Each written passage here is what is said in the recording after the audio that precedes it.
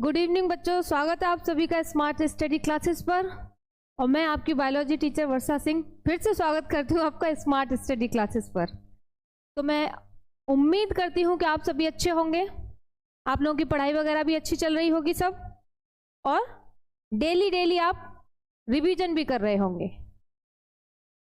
अब वो बाद में पता चलेगा कि कितने बच्चे डेली रिवीजन कर रहे हैं जब आप लोग क्वेश्चन लिख देते हैं। क्वेश्चन चलेगा आज हमारा द्विबीजपत्री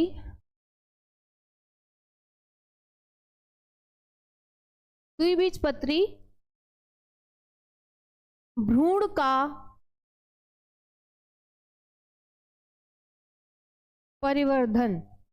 ठीक है, द्विबीजपत्री भ्रूण का परिवर्धन, ये क्वेश्चन है। ठीक है, ये क्वेश्चन है।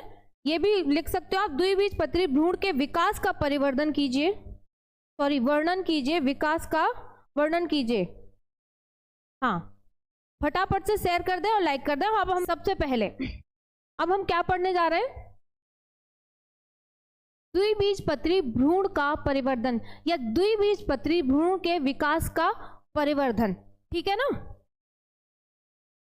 तो देखो इसमें होता क्या है कि जो युग्मनज है, युग्मनज अनुप्रस्थ विभाजन के दौरान, पहले एक लाइन में थ्योरी लिख दे रही हूं, फिर आपको मैं समझाऊंगी। ठीक है, जो युग्मनज होता है, देखिए युग्मनज क्या होगा? एक मेल और एक फीमेल जो मिलके बनाएंगे उसे क्या कह देंगे? युग्मनज। युग्मनज अनुप्रस्थ विभाजन के दौरान, युग्मनज अनुप्रस्थ विभाजन के दौरान, जो युग्मनज है वो अनुप्रस्थ विभाजन के दौरान किस में बदल जाएगा? अनुप्रस्थ विभाजन के बाद में वो बदल जाएगा भ्रूणीय कोशिका और निलंबक कोशिका में। किस में? बहुत इंपॉर्टेंट क्वेश्चन है। ठीक है, बहुत इंपॉर्टेंट क्वेश्चन है, सभी बच्चे ध्यान से देखेंगे। तो युग्मनज अनुप्रस्थ विभाजन के दौरान किस में बदल जाएगा? निलंबक कोशिका और भ्रूणीय कोशिका, निलंबक और भ्रूणीय कोशिका में बदल जाएगा, कोशिका में बदल जाएगा। ठीक है, बदल जाएगा। यहां तक क्लियर है? देखो युग्मनज आपको पता है कि एक अंडाणु या कहेंगे एक मेल गैमेट और एक फीमेल गैमेट, यानी कि एक नर युग्मक और एक मादा युग्मक मिलकर क्या बनाते हैं? एक नर युग्मक और एक मादा युग्मक मिलकर क्या बनाते हैं? युग्मनज। क्या बनाते हैं? युग्मनज। तो मैं उम्मीद करती हूं ये जो मैंने दो लाइनें लिखी हैं यहां तक किसी भी बच्चे को कोई प्रॉब्लम नहीं होगी। ठीक है, अब मैं आगे आपको समझाने जा रही हूं, सभी बच्चे बहुत ध्यान से समझेंगे। सुनिए, मेरी बात सुन लीजिए पहले। देखिए, अगर आप लोग बहुत ध्यान से समझेंगे तो आपको एकदम से क्लियर हो जाएगा। ठीक है, पर अगर आप बीच में बातचीत करने लग जाओगे तो उसमें क्या होगा? थोड़ा सा डिस्ट्रैक्शन हो जाएगा और फिर क्या होगा? आप लोगों के माइंड से वो स्किप हो जाएगा। ठीक है ना? तो इसीलिए सभी बच्चों का ध्यान होना चाहिए बोर्ड पर। देखो भाई, अभी भी काफी कम बच्चे हैं, जल्दी से शेयर कर दीजिए। और सीताराम, राधे कृष्ण, जो भी आपको अच्छा लगे, सभी बच्चों के लिए बोल रही हूं। देखेंगे अब सभी बच्चे ध्यान से देखेंगे। अब हम डायग्राम बनाने जा रहे हैं। देखो, कुछ बच्चों को शायद डायग्राम की प्रैक्टिस नहीं है, तो मैं आप लोगों के लिए बता दूं, और ये मैं बार बार आपसे बोलती हूँ कि जो बायो है आपका ऑप्शनल सब्जेक्ट है, इसमें आप ज्यादा से ज्यादा डायग्राम बना के अच्छे मार्क्स ला सकते हैं। ठीक है, कुछ बच्चे पूछते हैं कि मैम बायो में हम अच्छे मार्क्स कैसे लेके आए?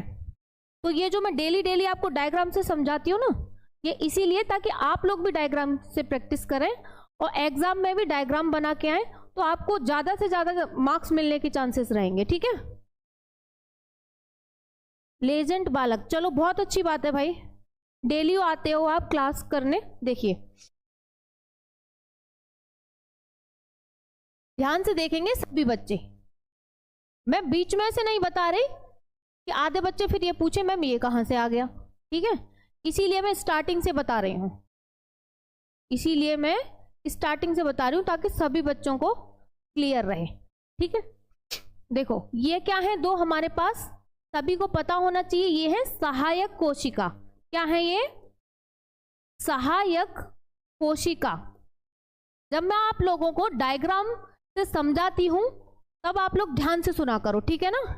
कुछ बच्चों को शायद हो सकता है डायग्राम में इश्यू हो, पर आप लोग देखो ये जो मैं आपको क्वेश्चन का आंसर कराने जा रही हूं, अगर आप इसका थ्योरी पढ़ोगे ना तो वाकई में आपके कुछ भी समझ में नहीं आएगा, कुछ भी समझ में नहीं आएगा। ठीक है, डायग्राम से मैं आपको ज्यादा से ज्यादा समझाने की कोशिश करती हूँ, तो आप सब लोग भी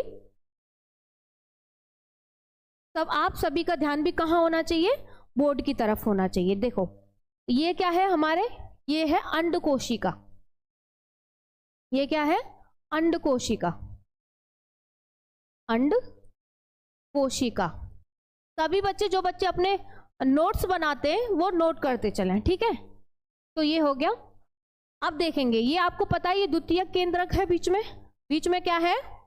द्वितीयक केंद्रक। अब देखो आपने पॉलिनेशन में ये पढ़ा होगा शायद, जो नहीं भी पढ़ा है तो मैं आपको बता दे रही हूँ, जिन बच्चों ने नहीं पढ़ा है उनके लिए बता दे रही हूँ।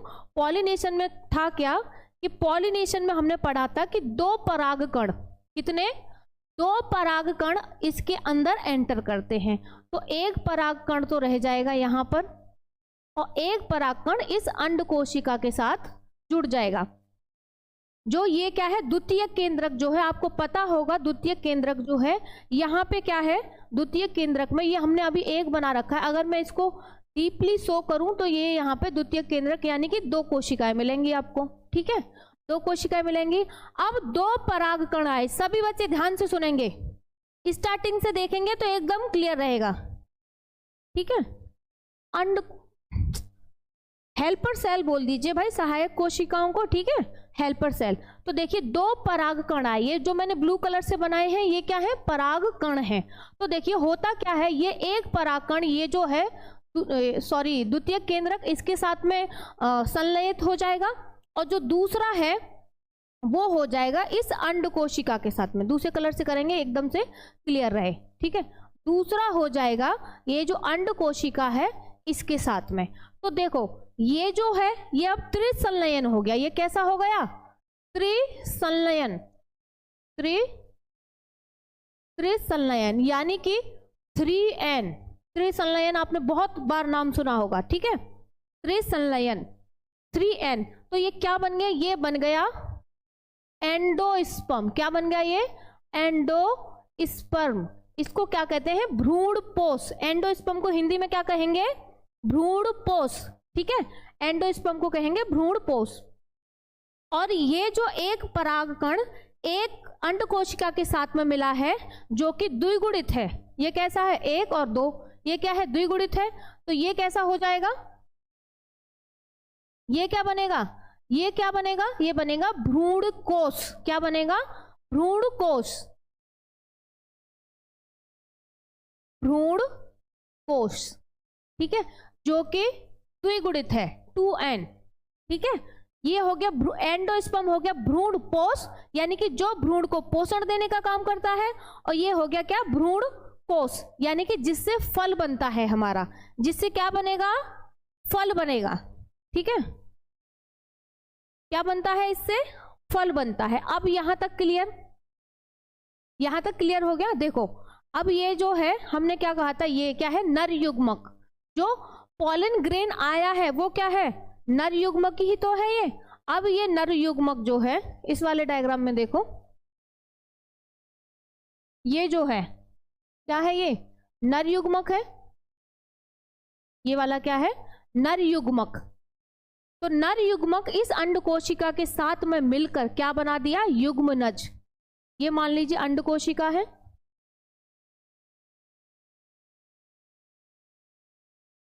देखिए इसका यहां पे देख लेंगे आप एक और डायग्राम। ये हो गई अंडकोशिका और ये आके मिल गया इससे नर युग्मक। तो ये दोनों मिल गए। ये अंडकोशिका, देखो अंडकोशिका सभी बच्चे ध्यान से देखेंगे। और ये क्या है? नर युग्मक। नर युग्मक। जब ये दोनों मिल गए तो जब ये दोनों मिले तो क्या बन गया? जब ये दोनों मिल गए तो बना युग्मनज। क्या बना है? ये दोनों मिल गए तो क्या बन गया? युग्मनज। युग्मनज। अब यहां से होगा प्रोसेस स्टार्ट। ठीक है, अब यहां से आगे का प्रोसेस स्टार्ट होगा। चैप्टर रिया पंडित, ये चैप्टर आज खत्म हो जाएगा। ठीक है ना, कल से हम सेकंड चैप्टर स्टार्ट करेंगे। ठीक है रिया, ध्यान से सुने। देखो यहां पे देखें सभी बच्चे, युग्मनज बन गया। अब हमने क्या कहा था? अब आ जाओ यहां पर, हमने क्या कहा था? युग्मनज अनुप्रस्थ विभाजन के दौरान निलंबक और भ्रूणीय कोशिका में बदल जाता है। अच्छा, अच्छी बात है बॉबी गौतम। चलो ठीक है, ध्यान से देखेंगे। हमने क्या लिखा था? युग्मनज अनुप्रस्थ विभाजन के दौरान निलंबक और भ्रूणीय कोशिका में बदल जाता है। तो ये जो हमने यहाँ पे लिखा है ना युग्मनज, ध्यान से देखेंगे सभी बच्चे, ये वाला युग्मनज कहाँ से आया? ये आया यहां से, यानी कि एक अंड कोशिका से जब एक नर युग्मक मिला, यहां पे बताया था ना, जब एक नर युग्मक मिला उस अंड कोशिका से तो क्या बना? युग्मनज बना था। क्या बना था? युग्मनज बना था। देखो द्विबीजपत्री भ्रूण का परिवर्धन थोड़ा सा टफ पड़ता है, और मैं आप लोगों के लिए जानकारी के लिए बता दूं, आप लोगों की जानकारी के लिए, कि बहुत इंपॉर्टेंट क्वेश्चन है। ठीक है, कई बार आ चुका है, कई बार आया है, आप लोग सीरियसली लीजिए भाई। है वो अनुप्रस्थ विभाजन के दौरान एक निलंबक कोशिका और एक भ्रूणीय कोशिका में बदल रहा है। ठीक है, तो देखें स्टेप 1 स्टार्टिंग से करेंगे, एकदम क्लियर होना चाहिए सभी बच्चों को। ठीक है, सभी बच्चों को एकदम से क्लियर होना चाहिए। सभी बच्चे ध्यान से देखेंगे आप बोर्ड की तरफ, किसी को कोई भी कंफ्यूजन नहीं होना चाहिए। ठीक है, किसी को कोई भी कंफ्यूजन। ये ए डायग्राम हो गया, कौन सा हो गया? ए। मैं डायग्राम के नाम डाल दे रही हूं ताकि आप लोगों को कंफ्यूजन ना हो। ये हो गया ए डायग्राम। ठीक है, ये ए डायग्राम हो गया। तो देखिए अभी हमने क्या कहा है कि जो युग्मनज है किसके दौरान? अनुप्रस्थ विभाजन के दौरान। चलो अच्छी बात है। अब देखेंगे इसका बी डायग्राम, सेकंड डायग्राम देखेंगे। अब इसका देखिए, सेकंड डायग्राम देखेंगे।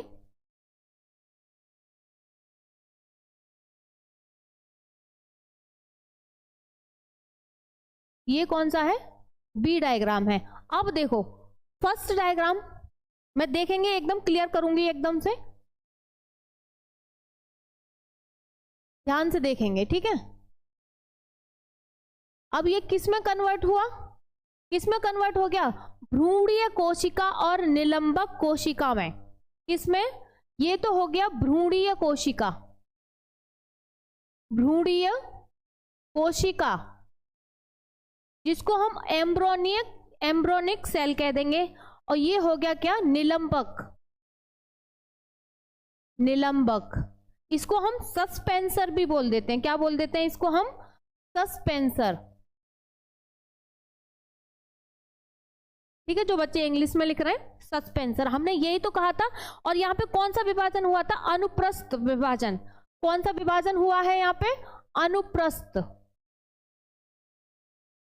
अनुप्रस्थ विभाजन बीच में लिख दिया है मैंने, अनुप्रस्थ विभाजन। ठीक है, तो अनुप्रस्थ विभाजन के दौरान एक युग्मनज एक भ्रूणीय कोशिका और एक निलंबक कोशिका में बदल जाता है। ठीक है, गुड इवनिंग भाई अर्पित।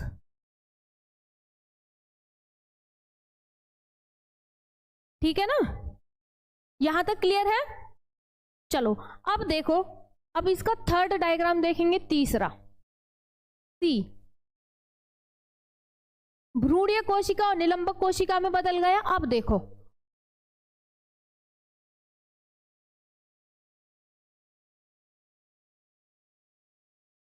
सी बाद में डाल देंगे, हम सी बाद में डालेंगे, पहले डायग्राम कंप्लीट करेंगे। ठीक है ना, अब देखो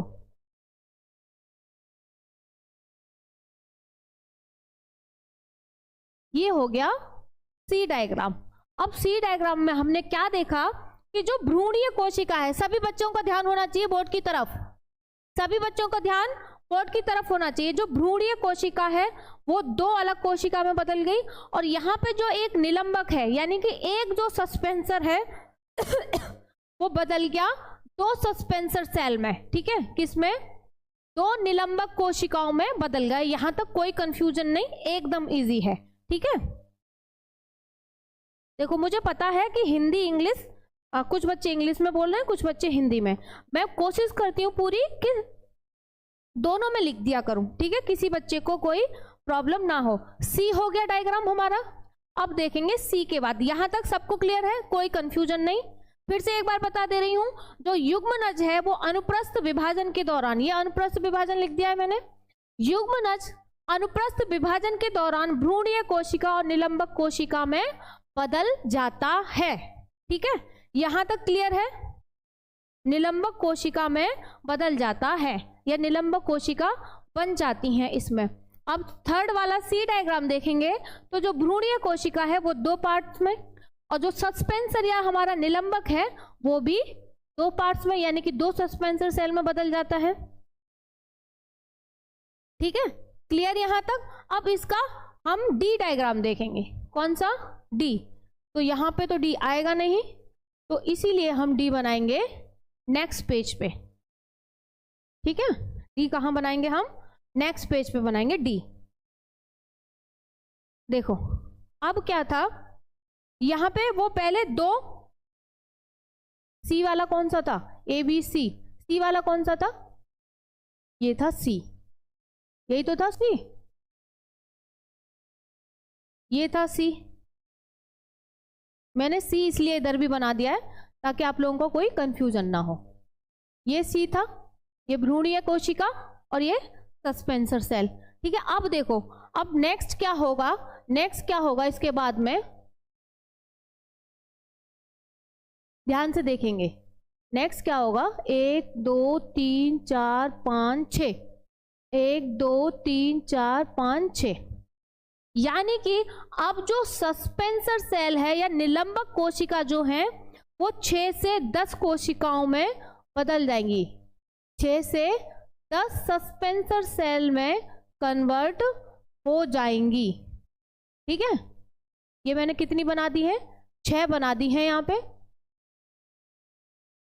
ध्यान से देखेंगे सभी बच्चे।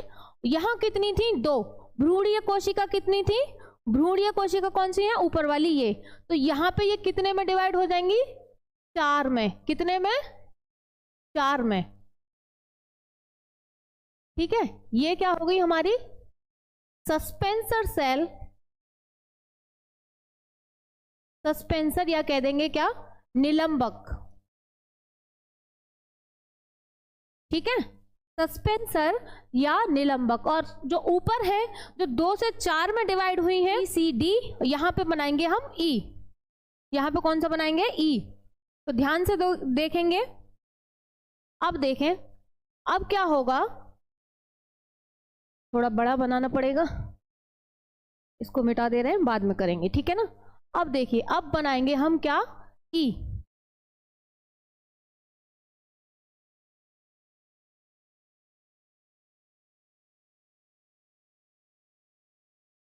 ध्यान से देखेंगे सभी बच्चे।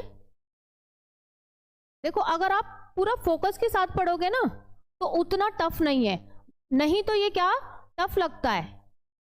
जो ये दे रखा है ना, द्विबीजपत्री भ्रूण विकास का परिवर्तन, वैसे ये टफ लगेगा आपको। अगर आप ध्यान से देखेंगे तो इजी है। यहाँ पे कितनी सेल थी, सॉरी कितनी भ्रूणीय कोशिका बनी थी? 4। अब देखो ये 4 होंगी क्या? 4 से ये 8 में कन्वर्ट हो जाएंगी। 4 से कितने में कन्वर्ट हो जाएंगी? 8 में। तो देखे, ध्यान से देखेंगे, पहले आप लोग ऐसे बनाएंगे क्रॉस करके। ध्यान से देखें ये बनाना कैसे है, इसमें कंफ्यूजन हो जाता है बच्चों को। ठीक है, इसमें कंफ्यूजन हो जाता है। तो देखो पहले ऐसे क्रॉस कर दें, उसके बाद में आप ऐसे एक सर्कल बना दोगे बीच में। ठीक है, ऐसे एक सर्कल बना दोगे। अब देखेंगे ध्यान से, देखो 1 2 3 4 5 6 7, 8। कितनी कोशिकाएं हो गई, कितनी भ्रूणीय, भ्रूणीय कोशिका कितनी बनी, 8 बन गई। वहां पे कितनी बन गई, 8। तो देखो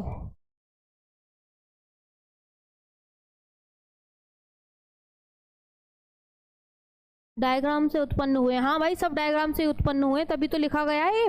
देखो 8 कोशिकीय भ्रूण है, ये कैसा है, 8 कोशिकीय भ्रूण, 8 कोशिकीय, 8 कोशिकीय क्या है, भ्रूण है, 8 कोशिकीय भ्रूण है। यहां पे गिन लीजिए आप, 8 कोशिकाएं हो गई, इसीलिए हम इसको 8 कोशिकीय भ्रूण या ऑक्टेंट या अष्टक कहेंगे, ठीक है। ऑक्टेंट भी कह देते हैं इसको, क्या कह देते हैं, ऑक्टेंट या अष्टक, या अष्टक, हिंदी में अष्टक, इंग्लिश में ऑक्टेंट। क्यों, क्योंकि ये क्या है, 8 कोशिकीय भ्रूण है। ऊपर गिनिए, ऊपर गिनिए, ये फर्स्ट, सेकंड, थर्ड, फोर्थ, ये मैंने अभी काउंट करके बताया था आपको, 8 कोशिकीय भ्रूण है इसीलिए, ठीक है।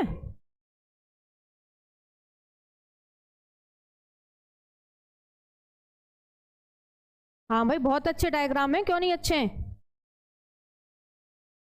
देखो तो ये जो फर्स्ट वाला है ना, यहाँ पे एक एक चीज को नोट करेंगे आप लोग, एक एक चीज को नोट करेंगे। देखो ये जो यहाँ पे ये फर्स्ट वाला है, ये क्या है, हाइपोफाइसिस सेल, क्या है, इसको आपकी बुक में भी आप पढ़ोगे तो ये हाइपोफाइसिस ही लिखा हुआ है, ठीक है, हाइपोफाइसिस सेल। तो ये मैं आपको इसलिए बता रही हूं कि कुछ बच्चे ये ना कहें कि मैम इसको आप हिंदी में लिख दीजिए, ठीक है। इसको थोड़ा सा यहाँ से हटा दे रही हूँ ताकि स्पेस मिल जाए, मैं थोड़ा इधर साइड में लिख दूंगी, ठीक है ना। इधर लिख दे रही हूँ इसका कि 6 से, इसका इधर लिख दे रही हूँ,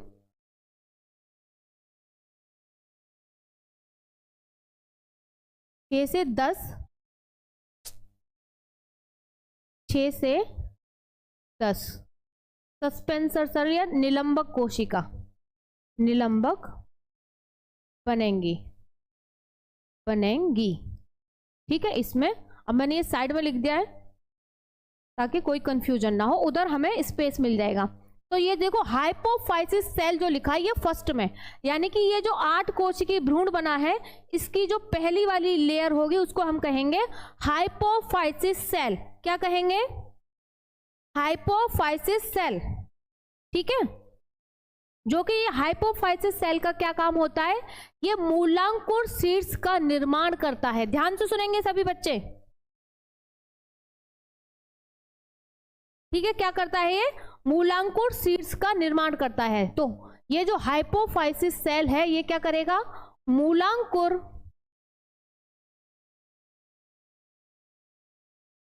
मूलांकुर शीर्ष का निर्माण करता है, निर्माण करता है। सभी बच्चे नोट डाउन करते चले ताकि कोई कंफ्यूजन ना हो। तो जो हाइपोफाइसिस सेल है, जो कि फर्स्ट सेल है, जिनको हम सस्पेंसर सेल कह रहे हैं, ठीक है, जिनको हम क्या कह रहे हैं, सस्पेंसर सेल कह रहे हैं।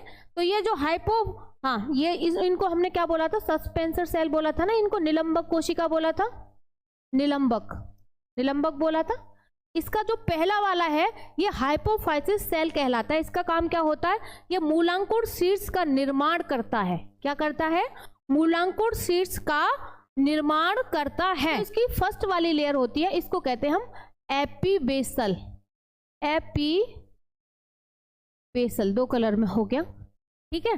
फर्स्ट वाली यानी कि जो बाहर वाली लेयर है किसकी, भ्रूणीय कोशिका की, जो 8 भ्रूणीय, वो 8 कोशिकीय जो भ्रूण बना है उसकी जो बाहर वाली लेयर है उसको कहते हैं हम क्या, एपीबेसल। क्या कहते हैं, एपीबेसल। और जो अंदर वाला है उसको कहेंगे हम हाइपोबेसल। कौन सा अंदर वाला, ये वाला जो है ना, ये वाला, इसको कह देंगे क्या, हाइपोबेसल।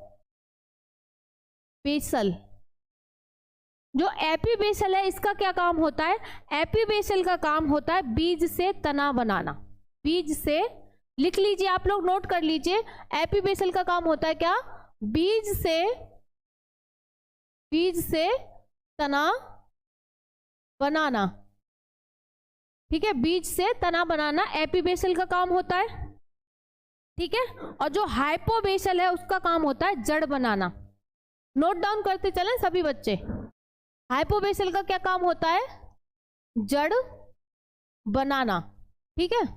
तो एपीबेसल जो बीज से तना बनाएगा, हाइपोबेसल क्या बनाएगा? जड़ बनाएगा, ठीक है। प्रांजलि पांडे, अब देखते हैं कौन कौन बच्चे नोट कर रहे हैं भाई,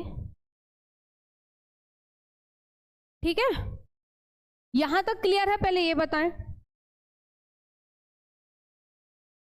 यहां तक क्लियर है? जल्दी से बताएं।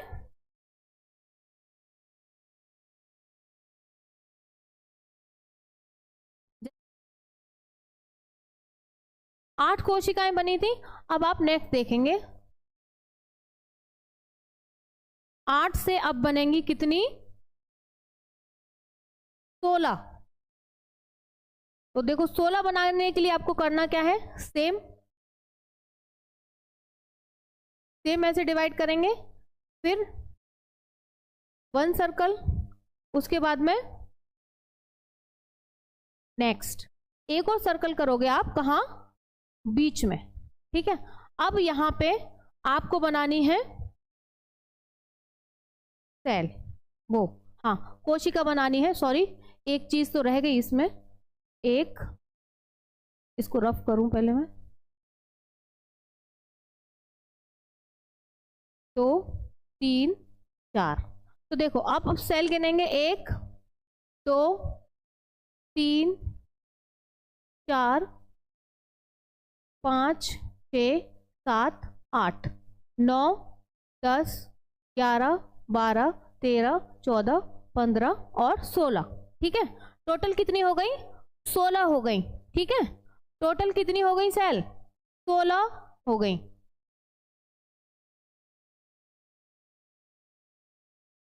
देखो टोटल कितनी सेल हो गई? अब यहाँ पे 16 हो गई, ठीक है। अब यहां तक क्लियर हो गया होगा आपको। अब देखो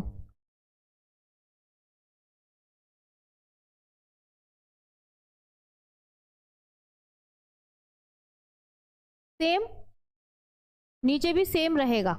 जो सस्पेंसर है हमारी वो कैसी रहेंगी? सेम रहेंगी, ठीक है। कैसी रहेंगी वो? सेम रहेंगी सस्पेंसर सेल, ठीक है। अब यहाँ पे कितनी कोशिकाएं हो गई? कौन है ये? नीतेश सिंह। 32 कहाँ है भाई? 16 है, 16, ठीक है। कितने हैं? 16। इसको हम क्या कह देंगे? अब इसको हम कह देंगे ग्लोब्यूलर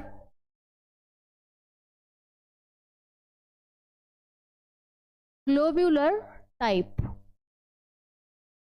ठीक है। क्या कह देंगे हम इसको? अब ग्लोब्यूलर टाइप। कितनी कोशिकाएं थी इसमें? 16, 16 कोशिका, 16 कोशिका है इसमें, ठीक है। इसमें कितनी कोशिका है? 16। कौन सा डायग्राम है ये? देख लेते हैं बैक करके। ई है यहां पर,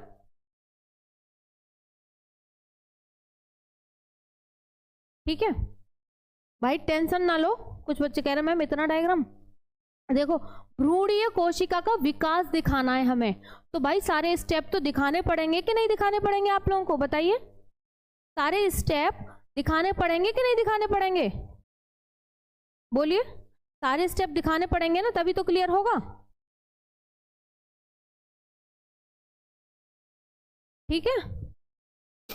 यहां तक क्लियर है? अब देखो परेशान ना हो, ज्यादा डायग्राम नहीं है, ठीक है। परेशान ना हो आप लोग, ज्यादा डायग्राम नहीं है। एक 2 लास्ट और डायग्राम बनेंगे बस, ठीक है। कितने बनेंगे? 2 और बनेंगे लास्ट। तो लास्ट जब 2 बनेंगे उसमें एक भ्रूण, प्रॉपर जो भ्रूण होता है, मैम कौन बच्चा कह रहा था भाई? हाँ निशा ने पूछा है। निशा आप पेंसिल से डायग्राम बनाओगी, ठीक है। निशा ने पूछा है मैम हम कैसे डायग्राम बनाएंगे, तो बता दे रही हूं, आप लोग बनाओगे किससे? पेंसिल से बनाओगे आप लोग डायग्राम। कैसे बनाओगे? पेंसिल से डायग्राम बनाओगे। ये देखो ये हार्ट शेप है, कैसा है? ये हार्ट शेप में है, ठीक है। इसका शेप ही है कैसा, हार्ट शेप में है, हार्ट दिल की शेप में है ये। और चित्र हैं क्या मैम? हाँ बेटा, थोड़े से और हैं, ठीक है। तो आप लोग परेशान ना होइए। डायग्राम से इतना घबराते क्यों भाई आप लोग, कि और डायग्राम है क्या? डायग्राम से तो आप लोगों के लिए और इजी हो जाना चाहिए, पता है आप लोगों को? डायग्राम से आप लोगों के लिए इजी हो जाना चाहिए। थ्योरी लिखने से बहुत बेटर रहता है डायग्राम, समझ रहे हो नहीं? थ्योरी लिखने से बहुत बेटर रहता है डायग्राम बना के जब आप आओगे तो।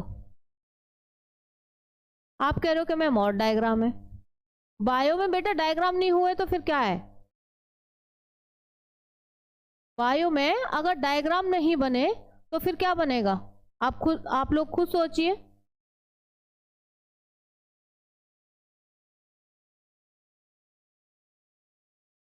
हार्ट स्ट्रक्चर का होता है, हाँ कैसा होता है? हार्ट स्ट्रक्चर का होता है। ये जो यहाँ पे है ये है क्या? Root region. क्या है? रूट रीजन, यानी कि जड़ वाला भाग रूट रीजन होता है, ठीक है। क्या होता है? Root region. और इनको कह देंगे हम यहाँ पे, ये हो गए कोटिलीडन। ये क्या हो गए दोनों?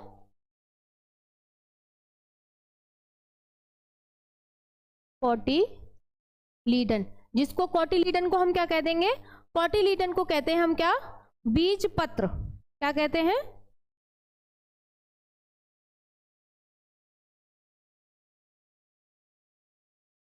हाँ, कोटिलीडन को क्या कह देते हैं हम? बीज पत्र कहते हैं इसको हिंदी में, बीज पत्र। और ये आपको पता ही है ये क्या है? निलंबक, निलंबक कोशिका, ठीक है। वो क्या है? रूट रीजन है जहां से रूट का फॉर्मेशन होगा, ठीक है। क्या है? Root reason.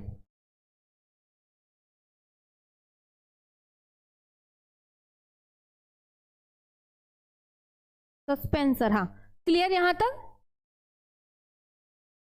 डायग्राम नोट करते चले, डायग्राम में कंफ्यूजन नहीं होना चाहिए कि कौन सा वाला डायग्राम कौन सा है, ठीक है। कोई कंफ्यूजन नहीं रहना चाहिए कि कौन सा डायग्राम है वो, ठीक है। यहां तक क्लियर है? मैं उम्मीद करती हूं कि यहां तक एकदम से क्लियर होगा।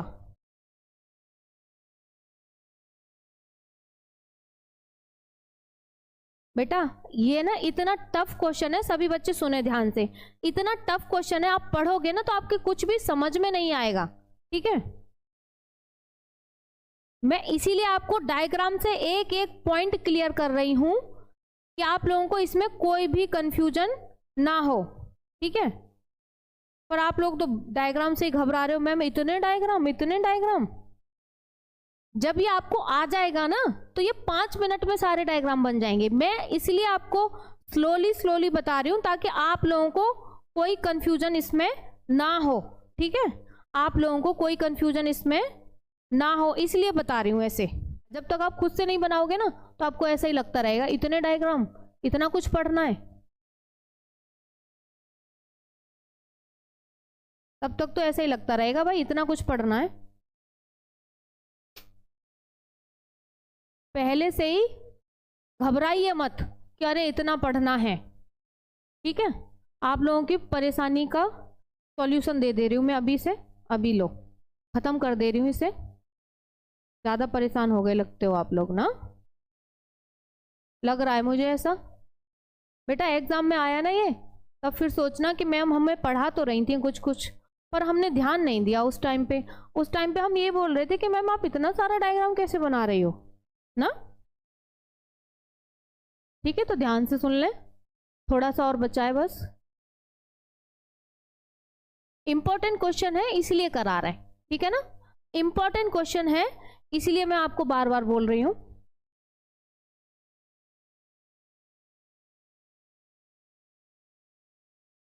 ये क्या है? बीज पत्र, अभी लिखा था मैंने बीज पत्र, ठीक है। बीज पत्र हो गया। यहां पे रूट रीजन बना दिया क्या ये डायग्राम? देख लेते हैं एक बार। नहीं, अच्छा रूट रीजन इसमें आया था, दूसरे वाले डायग्राम में आया था रूट रीजन, ठीक है। और ये क्या है? Stem tip.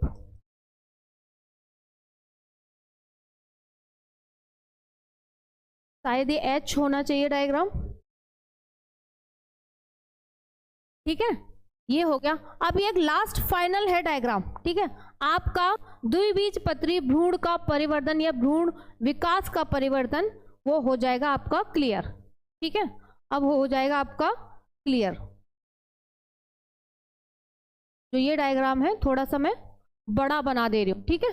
थोड़ा सा क्या कर दे रही हूँ, बड़ा बना दे रही हूँ।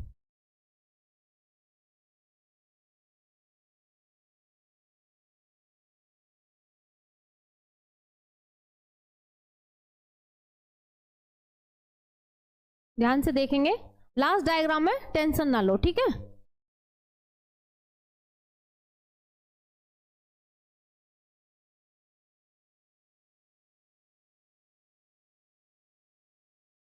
आप परेशान मत होइए, हम ये अपना क्वेश्चन कंप्लीट कर लेते हैं। अभी ये क्वेश्चन कंप्लीट होने वाला है हमारा,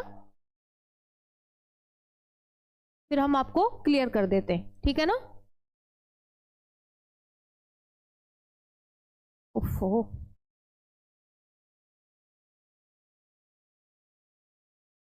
ध्यान से देखेंगे सभी बच्चे।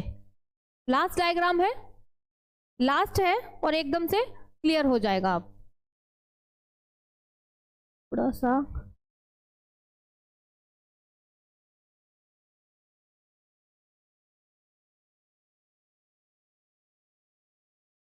देखेंगे, ये हो जाएगा अब आपका क्लियर।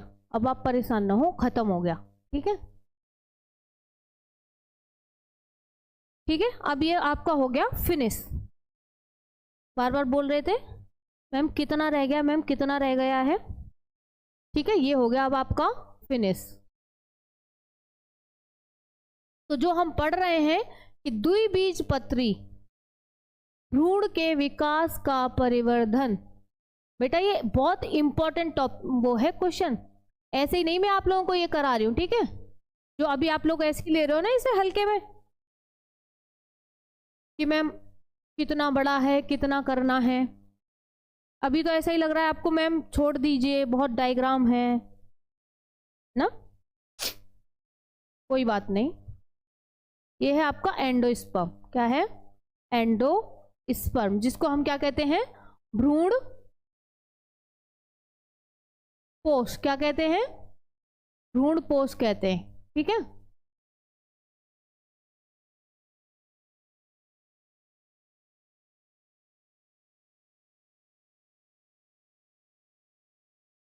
आप लोगों को भी प्रैक्टिस करनी है डायग्राम की, ऐसे ही नहीं छोड़ देना है बना के, ठीक है।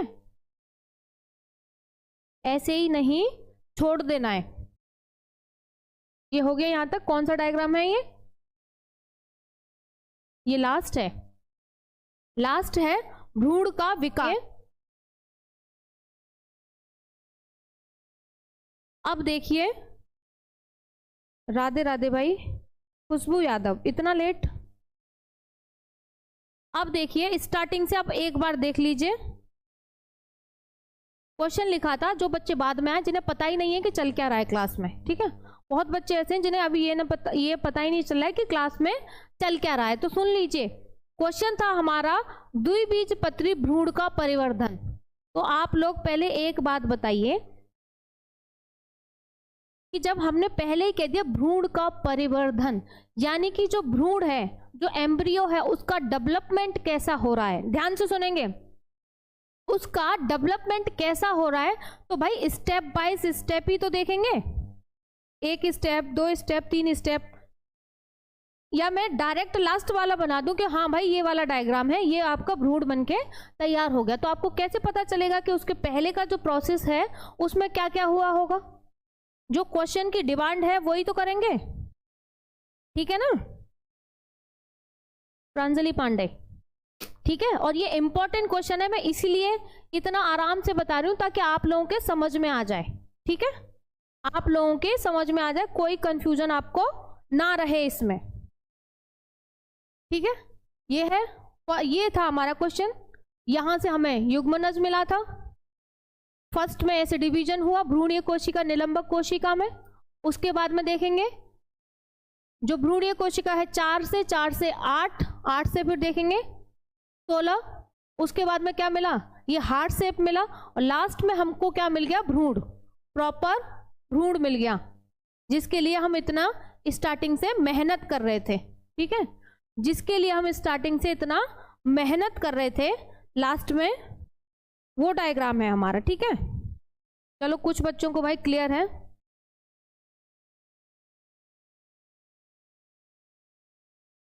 तो देखो इसमें एक पॉइंट बता दे रही हूं, जो भ्रूणीय कोशिका होती है ना, वो निलंबक कोशिका की अपेक्षा कैसी होती है, छोटी होती है। तो ध्यान से देखेंगे भ्रूणीय कोशिका, 1-2 पॉइंट लिखा दे रही हूं। भ्रूणीय कोशिका निलंबक कोशिका की अपेक्षा, निलंबक कोशिका की अपेक्षा, कोशिका की अपेक्षा छोटी होती है। कैसी होती है, छोटी होती है। ठीक है, तो जो भ्रूणीय कोशिका है वो निलंबक कोशिका की अपेक्षा कैसी होती है, छोटी होती है। ठीक है, और निलंबक कोशिका में क्या होता है, अनुप्रस्थ विभाजन। ध्यान से सुनेंगे, खुशबू यादव, बहुत अच्छी बात है भाई, जिन बच्चों ने सारे डायग्राम नोट किए बहुत अच्छी बात है। ठीक है, तो जो निलंबक कोशिका होती है, लिख लें, निलंबक कोशिका में कुछ पॉइंट लिखा दे रही हूं। निलंबक कोशिका में कौन सा विभाजन होता है, अनुप्रस्थ विभाजन। कौन सा, निलंबक कोशिका में अनुप्रस्थ विभाजन, अनुप्रस्थ विभाजन, जबकि भ्रूणीय कोशिका में, जबकि भ्रूणीय कोशिका में कौन सा विभाजन होगा, अनुदैर्ध्य। कौन सा विभाजन होगा, अनुदैर्ध्य विभाजन होगा, अनुदैर्ध्य विभाजन होता है, अनुदैर्ध्य विभाजन होता है। ठीक है, निलंबक कोशिका में अनुप्रस्थ विभाजन और भ्रूणीय कोशिका में, अरे देखो, भ्रूणीय कोशिका में अनुदैर्ध्य और निलंबक कोशिका में अनुप्रस्थ, अंडरलाइन कर दे रही हूं। ठीक है, क्लियर यहां तक, नए चैप्टर के साथ में और कुछ नए क्वेश्चंस के साथ, इंपॉर्टेंट क्वेश्चन के साथ में। तब तक आप लोग पढ़ते रहें, अपना ख्याल रखें, रिवीजन करते रहें, रिवीजन मोस्ट इंपॉर्टेंट। ठीक है, रिवीजन करते रहें। चलो कल मिलेंगे, बाय बाय, टेक केयर।